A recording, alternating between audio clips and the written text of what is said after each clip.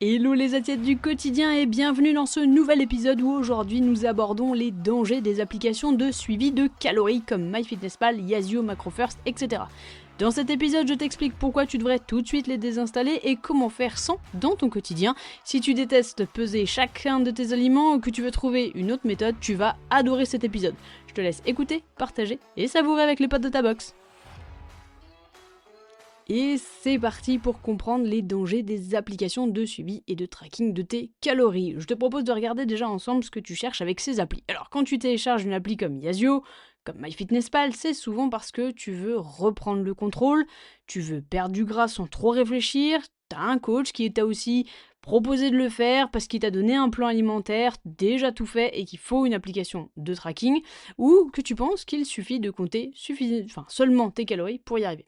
Et en fait, au début, ça marche. Je le sais parce que moi aussi, il y a plus de 10 ans, j'ai passé 2 ans à absolument tout peser, tout compter.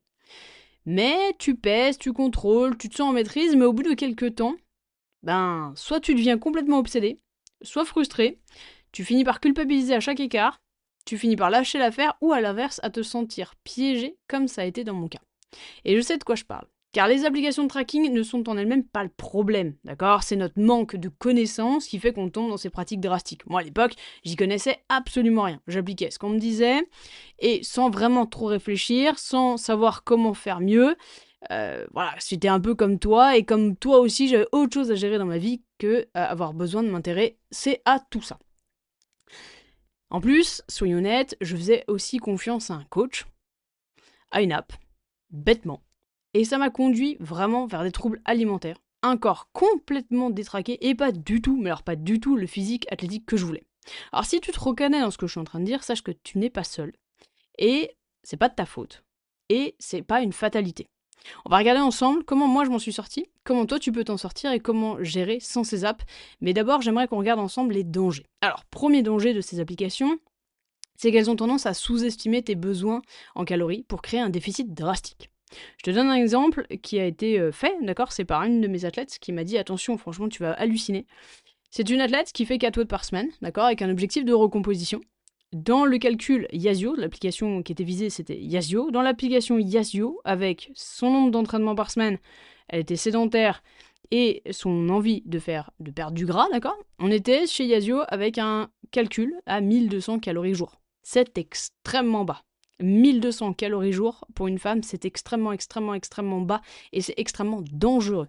C'est une sous-calorie qui induit l'athlète en erreur et qui fait penser à l'athlète qu'en fait, quand elle a faim, le problème vient d'elle et pas du tout du calcul.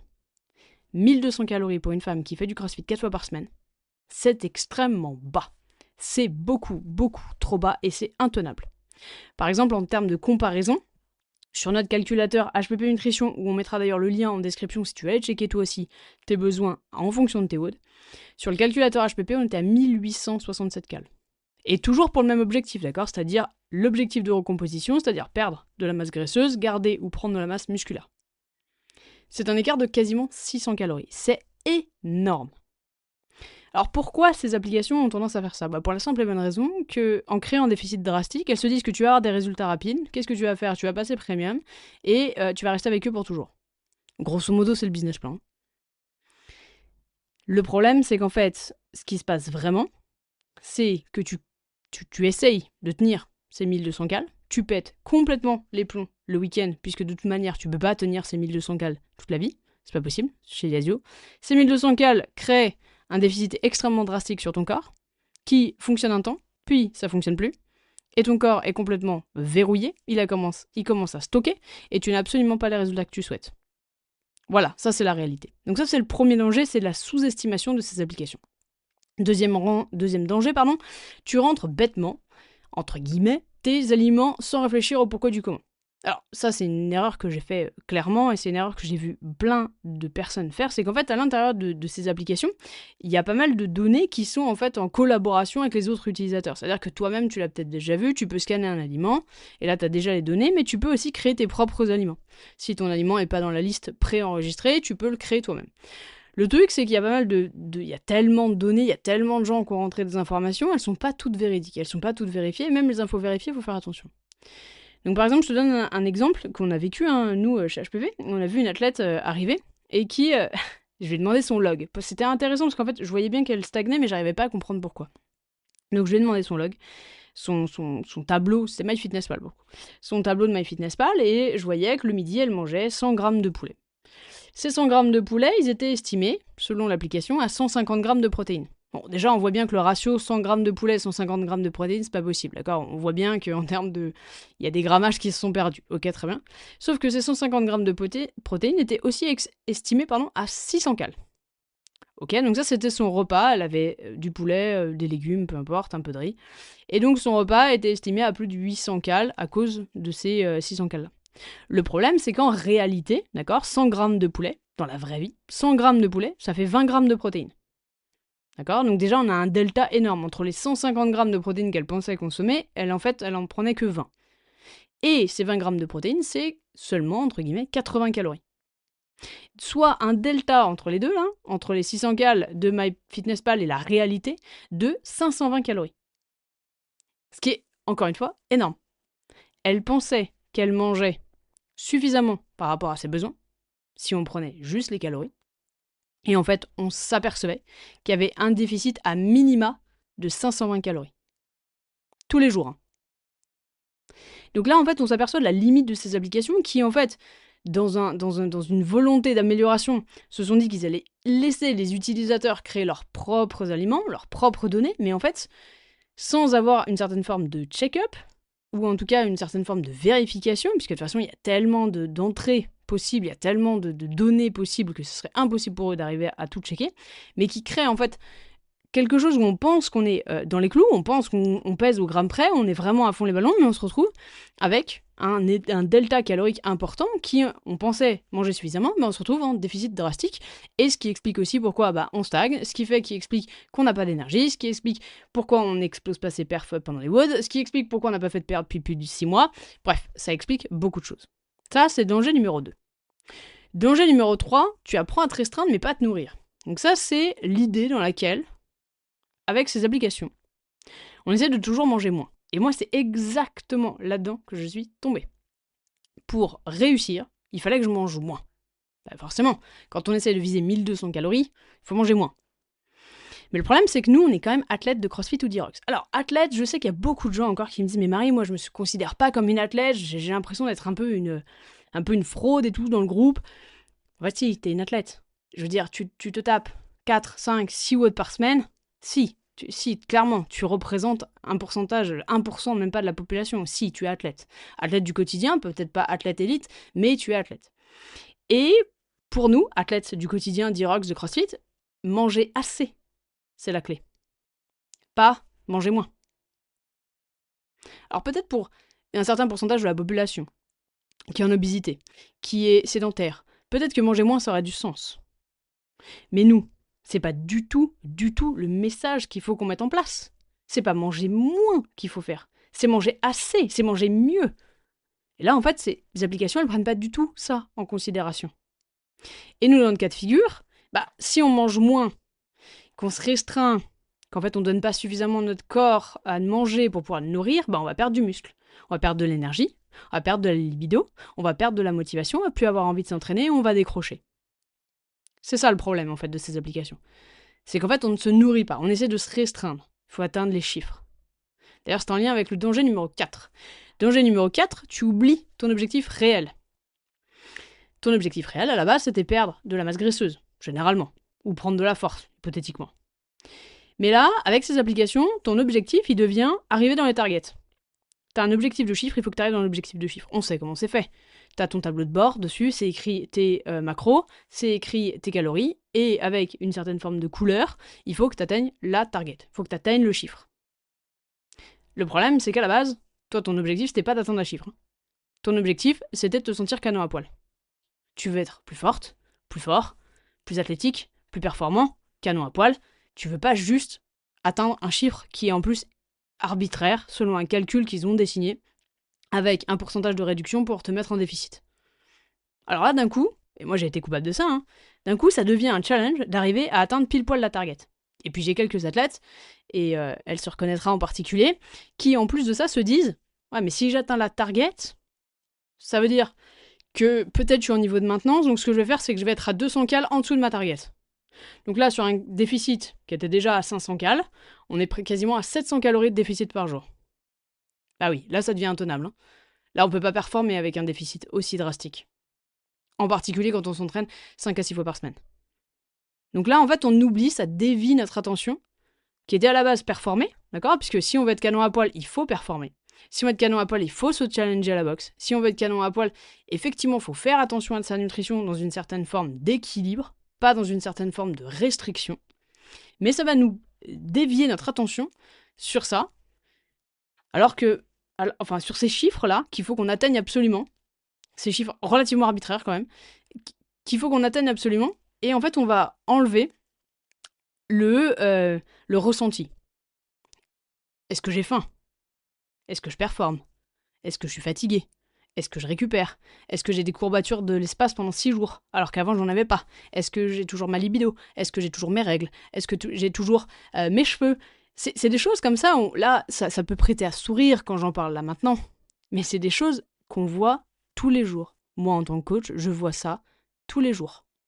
C'est qu'en fait, on donne le pouvoir aux chiffres sans écouter et sans plus écouter nos signaux. Et moi, j'ai fait exactement ça. Je suis tombée là-dedans plein poumon. J'y suis allée à fond les ballons.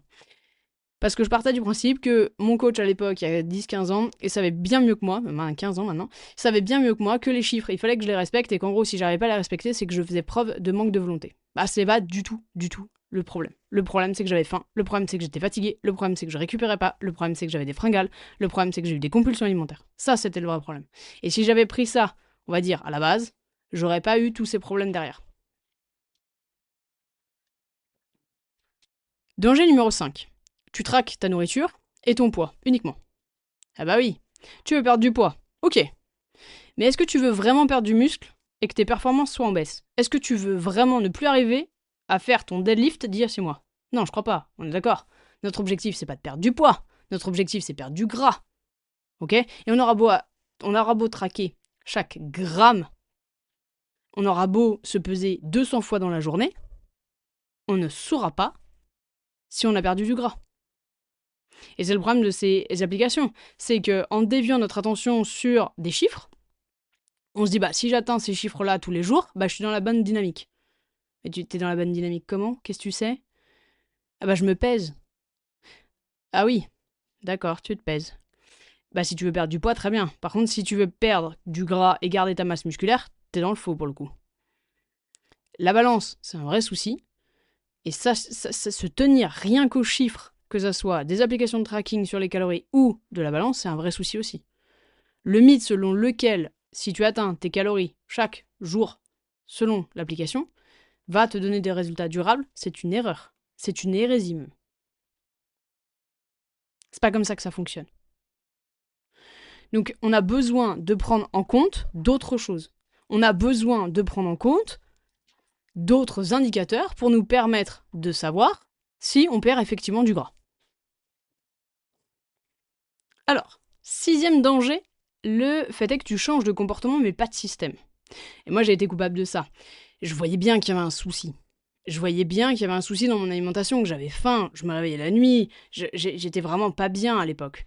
J'avais un vrai souci avec ça, mais le problème c'est que vu comme je n'ai jamais pensé que le système était le souci, je changeais de comportement.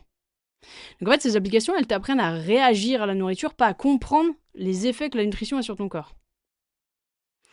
Donc tu adaptes ton comportement, t'essayes de chercher du zéro partout, zéro calories en sauce, 0 calories en boisson, 0 calories. Si tu y avait la nourriture, 0 calories, on passerait notre vie à manger du 0 calories. Mais en fait, on réagit avec notre comportement, on s'adapte nous, sans jamais questionner le système.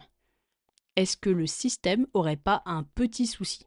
Me faire manger 1200 calories alors que je m'entraîne 4 fois par semaine et que je fais du crossfit, donc on a quand même un sport qui est extra exigeant physiquement, est-ce que vraiment c'est adapté? Mais ça, c'est une question qu'on se pose jamais.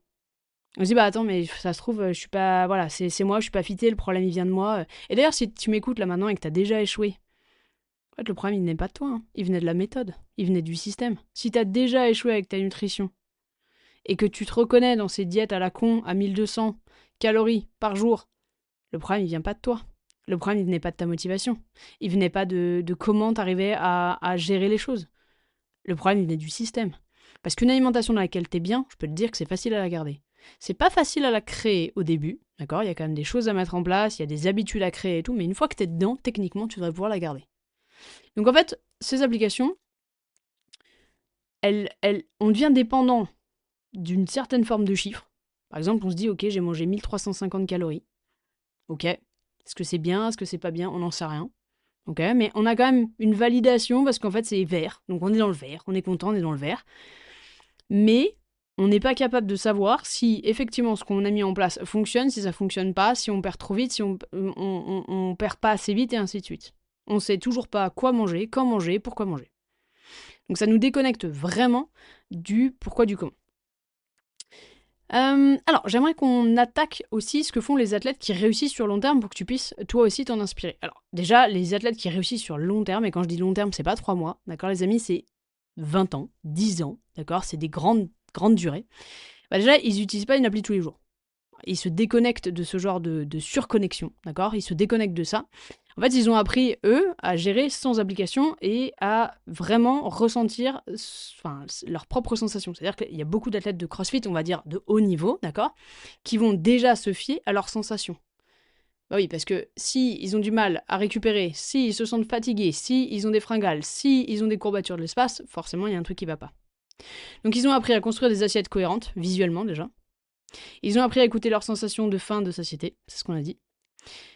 Ils ont appris à créer des différentes saisons en fonction de leur volume d'entraînement. Ça, c'est quelque chose qu'on abordera encore à nouveau, mais on a déjà fait des podcasts sur le sujet. Il y a différentes saisons. Il y a des saisons pendant la récup, il y a des saisons pendant les saisons de compétition, des saisons pré-compétition, post-compétition. Il y a des saisons différentes. Et ça, ils ont appris à comment gérer leur nutrition en fonction de leur volume d'entraînement, en fonction de leurs objectifs du moment. Ils ont aussi appris à avoir des repères simples et flexibles, que ça soit la technique de la main, que ça soit la technique de portion, que ça soit au ressenti. Ils ont appris à faire confiance aussi à leur corps. Mais ils ont aussi appris à traquer leurs résultats en dehors de la balance. C'est tout ce qui est biofeedback, c'est tout ce qui est performance à la boxe. Depuis quand t'as pas écrit que t'avais fait un PR? Depuis quand? Quel est même ton dernier PR? Ça, c'est des choses qui traquent, d'accord? Les athlètes qui réussissent, ils traquent certaines choses. Parce que ça leur permet de prendre des décisions. Et ils ont aussi appris à suivre leur progression à la boxe. C'est ce que je te dis. C'est qu'il n'y a pas que les chiffres qui vont compter sur les centimètres et tout ça, mais il y a aussi tout ce qui va être progression à la boxe. Si ça fait des mois, voire même quasiment des années que tu n'as pas fait un PR sur un lift, c'est qu'il y a peut-être un souci. Si tes performances sont en régression, c'est qu'il y a un souci. C'est que tu ne récupères pas assez, ou que tu ne manges pas assez, ou que les deux. Généralement, c'est les deux. Alors, ce que je te propose maintenant, c'est de reprendre un peu le pouvoir et de voir ensemble un plan sur quelques jours là pour que tu puisses arriver là, une checklist pour arriver justement à te sentir mieux et à désinstaller ces applications pour que tu puisses avancer correctement vers tes objectifs. Alors, soyons honnêtes, ces applications, elles sont pas mauvaises en soi, d'accord? Elles sont juste pas faites là, elles sont pas faites pour te donner des résultats sur le long terme. Pour ce faire, pour avoir des résultats sur le long terme, tu dois devenir nutritionnellement intelligent. D'accord? Pour pouvoir avoir les bases et pour pas tomber dans les nombreux pièges à la con dans lesquels moi je suis tombée.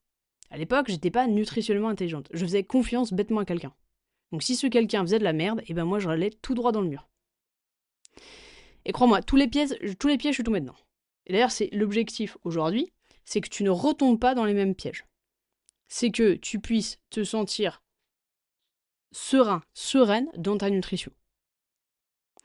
Et pour ce faire, tu dois apprendre un petit peu, sans passer un master en nutrition, t'as pas besoin, mais déjà le simple fait que tu écoutes ces podcasts, c'est déjà ça. Ça veut dire que tu progresses au fur et à mesure de ces podcasts, au fur et à mesure de ce contenu, tu progresses et tu développes ton intelligence nutritionnelle. Et tu vois, ce que je déplore beaucoup, c'est qu'à l'école, on ne développe pas l'intelligence nutritionnelle des gamins. Pour qu'ils puissent avoir une connaissance, une intelligence, et qui puissent vraiment leur servir sur le long terme et sur leur santé. Alors, ce que je te propose, c'est que je vais te donner un petit plan dès maintenant pour que tu puisses les mettre à à exécution. Donc tu peux arrêter cet épisode au fur et à mesure si tu es en voiture. Je te le conseille pas, mais tu pourras le réécouter un peu plus tard. Donc première étape, moi ce que j'aimerais, c'est que tu estimes tes besoins de manière cohérente. D'accord? Donc prends le calculateur qu'on a créé nous. Ce calculateur, il prend en compte tes WOD, d'accord? Donc on prend vraiment la dépense énergétique CrossFit et pas la dépense énergétique de on sait pas trop quoi. Ça prend la dépense énergétique de tes WOD, d'accord? De tes entraînements. Je te mets le lien en description. Donc première étape, déjà ça te permettra de savoir combien de calories tu dois consommer. Deuxième étape, dans cette application, tu as un plan alimentaire sur mesure. Ce plan alimentaire, c'est une journée type qui va te permettre de voir si ce que tu fais à l'heure actuelle, c'est cohérent. Cette journée type est calculée en fonction de tes besoins. Donc ça veut dire que premièrement, tu rentres tes données, deuxièmement, tu as une journée type. Extrêmement simple. Dans cette journée type, ça va te permettre de regarder avec un petit déjeuner, un snack le matin, un repas du midi, un snack l'après-midi et un repas du soir, si, à l'heure actuelle, en termes de quantité, tu es dans cette dynamique.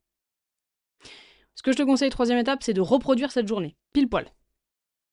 Tu reproduis pile poil cette journée. Et tu vois comment tu te sens. Pendant quelques temps, si tu passes d'une alimentation à 1200 calories et que là d'un coup tu passes à 1800, ça va te paraître bizarre. Clair. Tu vas te sentir flotteur ou flotteuse, tu vas te sentir bouffi, il va y avoir un petit moment où ton corps il se demande bien ce que tu es en train de faire, ça fait tellement longtemps que tu le restreins qu'il se demande bien pourquoi d'un coup tu le nourris. D'accord? C'est normal. C'est à prévoir. Ok? Tu reproduis cette journée et tu la reproduis sur 14 jours maintenant. Alors, ce que je te conseille, c'est de varier les sources. Quand c'est écrit poulet, tu peux mettre du bœuf. Grosso modo, en termes de protéines, c'est kiff-kiff. Tu peux mettre poisson et augmenter un tout petit peu. C'est assez simple. Varie les sources, varie les légumes. S'il y a du riz, mets de la patate. Peu importe, d'accord? Varie les sources. Et au fur et à mesure de ces 14 jours, toutes les semaines, donc 2 fois, j'aimerais que tu traques tes résultats. Sans balance. Je veux pas que tu te pèses. Je veux que tu traques tes centimètres. Je veux que tu traques tes biofeedbacks. Comment tu te sens? En particulier ta performance à la boxe. Là, elle devrait exploser. Je te le dis, hein, tu devrais avoir une énergie de fou furieux. Toute ta faim, tu devrais plus avoir faim. Fringale, réduit quasiment à néant. Fatigue, beaucoup moins. Amélioration du sommeil. Humeur, libido. Ça, c'est des choses qu'on veut vraiment suivre. Et ce que je te conseille aussi, c'est de prendre des photos de toi. Pourquoi? Parce qu'on est extrêmement critique avec son propre corps. Extrêmement critique avec son propre corps. Moi, la première. J'ai toujours des défauts, je vois toujours les défauts. C'est normal, d'accord? C'est notre biais. Mais ces photos vont te permettre de pouvoir suivre ton évolution et en fait, des fois, de dézoomer, de voir effectivement ce qui avance ou ce qui avance pas. Ok, donc là, je t'ai donné 2, 3, 4, 5 actions à faire dès maintenant pour que dans ces 14 prochains jours, tu puisses exploser tes perfs, te sentir 2 fois mieux, plus d'énergie et que tu puisses enfin être sur le bon chemin pour construire de la masse musculaire. Là, tu vas me dire, mais Marie, moi, mon objectif, c'est pas créer de la masse musculaire en fait. Mon objectif, c'est de faire de la recompo, c'est perdre du gras. Ça fait 15 ans que j'essaie de perdre du gras, Marie, c'est perdre du gras. Oui, mon ami, j'ai bien entendu. Par contre, perdre du gras, ça passe par prendre de la masse musculaire. Pourquoi? Parce que si tu prends de la masse musculaire, ton corps, ton métabolisme, va brûler plus de calories de manière naturelle. D'accord? Donc, il va pouvoir brûler plus de gras et toujours pour avoir ce physique athlétique. Donc, non, ton focus ne doit pas être perte de gras. Ça fait 15 ans, 10 ans que tu as ce focus. Tu vois bien que ça marche pas. Maintenant, ton focus, il doit être sur prendre de la masse musculaire. Il doit être soulever des poids lourds. Et te nourrir pour que tu puisses soulever des poids lourds. Parce que c'est beaucoup plus facile de perdre du gras quand on a une grosse masse musculaire. Quand on n'a pas de masse musculaire, c'est extrêmement dur de perdre du gras parce qu'il faut descendre extrêmement bas en termes de calories et c'est pas durable. Donc là, l'objectif, c'est que tu prennes de la masse musculaire. Et en plus, tu peux sécher tout en prenant de la masse musculaire, hein, c'est le but de la recomposition. Mais ton but, c'est de prendre de la masse musculaire, que ton corps brûle plus de calories naturellement et qu'il puisse donc brûler plus de calories, donc tu puisses manger toujours le même nombre de calories et que donc tu puisses perdre du gras progressivement et ce, durablement. C'est ça le cercle vertueux. Donc tu mets ces 5 choses en place dès maintenant et tu vas halluciner d'à quel point tu vas avoir plus d'énergie et que tu vas avoir une patate maximum et c'est les premiers pas pour que tu puisses enfin perdre du gras, ce que tu cherches à faire depuis des années. D'ailleurs, Si tu veux une méthode qui t'apprend à manger sans jamais peser, à construire un corps athlétique en te libérant des règles absurdes des applications, tu peux rejoindre Progress. C'est notre système en 12 semaines pour exploser tes WOD et te sentir à nouveau canon à poil, sans avoir besoin de peser tes aliments. Et bien entendu, je te mettrai le lien dans la description de cet épisode. En attendant la team, je vous souhaite une belle journée, une belle semaine et à très vite. Ciao la team.